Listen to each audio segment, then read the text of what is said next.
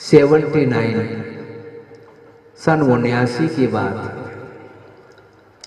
गुरुदेव का चातुर्मास सन 78 में हुआ था नैनागिरी में, और चातुर्मास के पश्चात शीतकालीन समय को व्यतीत करने के लिए बड़े बाबा कुंडलपुर पहुँचे और संघ सहित वहाँ पर शीतकाल व्यतीत किया। उसके पश्चात मदनगंज किशनगढ़ की ओर उनका विहार हुआ। पंच कल्याणक होना था। काफी समय से वहाँ की जनता उस महोत्सव को संपन्न करने की भावना रखती थी। फलस्वरूप विहार हुआ और विहार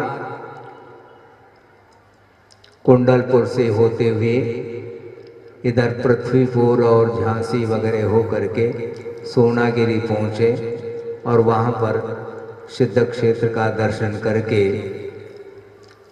आगरा और भरतपुर वगैरह होते हुए महावीर जी और महावीर जी से जयपुर पहुँचे।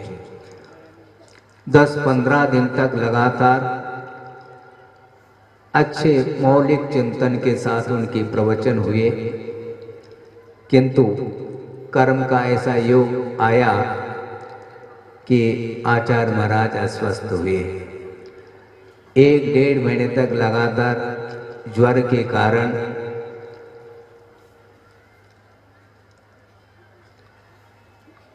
सारी जनता उदासता का अनुभव कर रही थी। अब आचार्य महाराज यहाँ तक तो आए हैं, अब मदनगंज किशनगढ़ कैसे पहुँचेंगे, क्या होगा।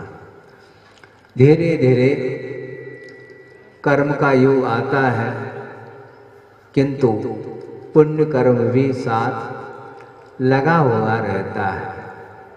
रात कब तक रहेगी? जब तक सूर्य उदित नहीं होता तब तक रात होती है, रहती है, किंतु जो ही पुण्य कर्म का उदय होता है तो सूर्य का उदय भी हो जाता है। धीरे धीरे स्वस्थता का अनुभव करने लगे और वहाँ पर कुछ ही दिन के पश्चात उनका वहाँ से विहार हुआ और पंच कल्याणक के मुझे स्मृति में है कि जन्म कल्याणक के दिन पहुँच गए थे।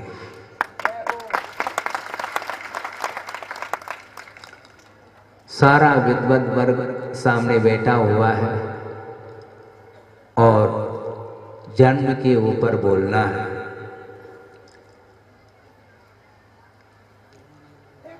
प्रत्येक संसारी प्राणी का जन्म होता है और ये प्रसंग इसलिए रख रहा हूं कि वस्तुतः जन्म महोत्सव, जन्म कल्याणक किसका मनाया जाता है? तीर्थंकरों का अवतरण जब होता है वैसे तीर्थंकर का नहीं होता, फिर भी कहने में आता है।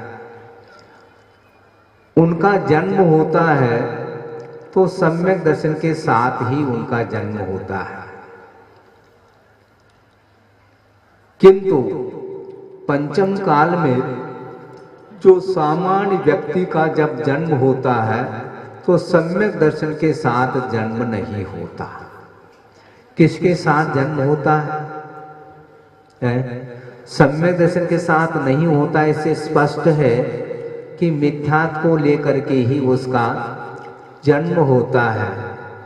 तो जन्म जयंती मनाने की सार्थकता तीर्थंकरों की अपेक्षा से तो सिद्ध होती है, किंतु इस पंचम काल में सामान्य व्यक्तियों का जब जन्म होता है तो मिथ्यात्व के साथ ही जन्म होता है। इसलिए सामान्य व्यक्ति की अपेक्षा से जन्म जयंती मनाना कहाँ तक उचित है, इस प्रकार गुरुदेव का कहना था।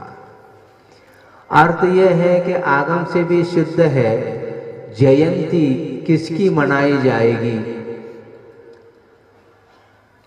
मिथ्यात्व की जयंती मनाना चाहो क्या? है?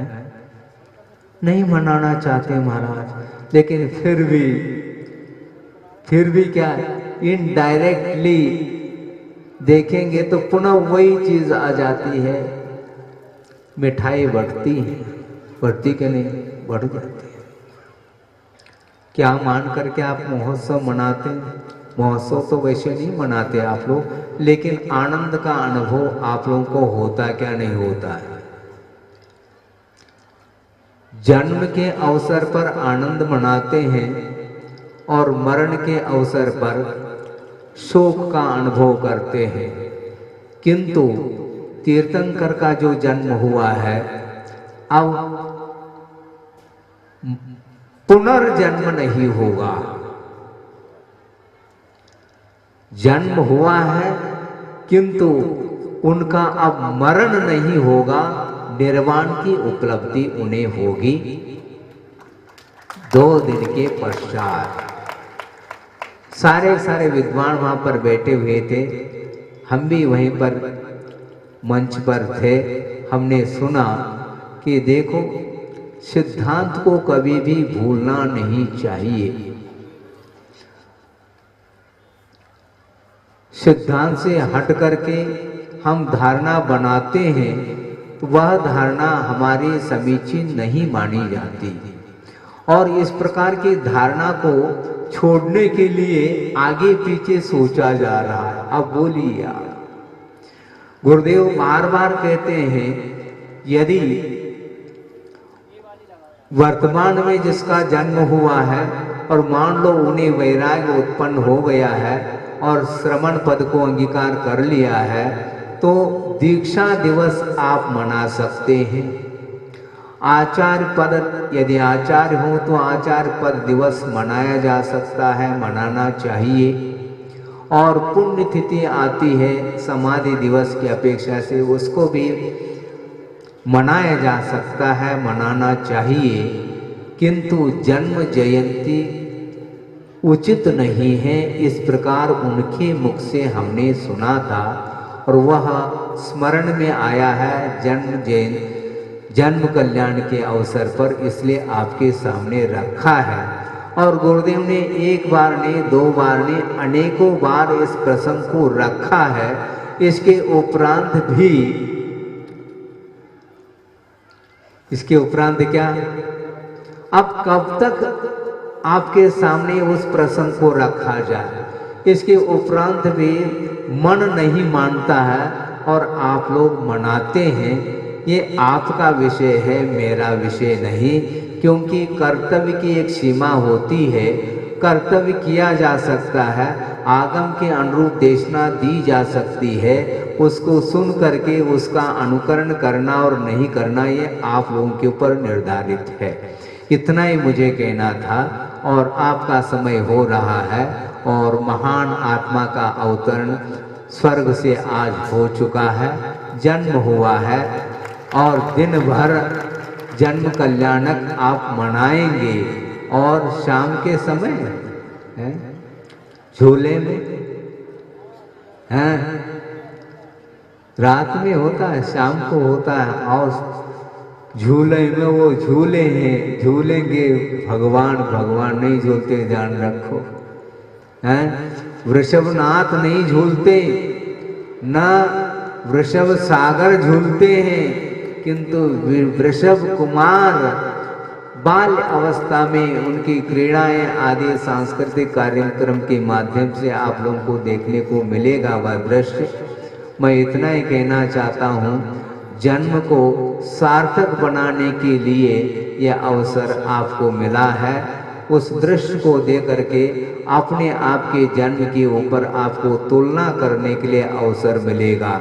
वस्तुतः इस प्रकार का अवसर सामान्य व्यक्ति को नहीं मिलता, किंतु जिन्होंने विषयों की ओर, विषय को विष के रूप में उन्हें प्रतीति जब होती है, उसके विष को विषय विष के रूप में प्रतीति में कब आते हैं? बिना वैराग्य संभव है क्या?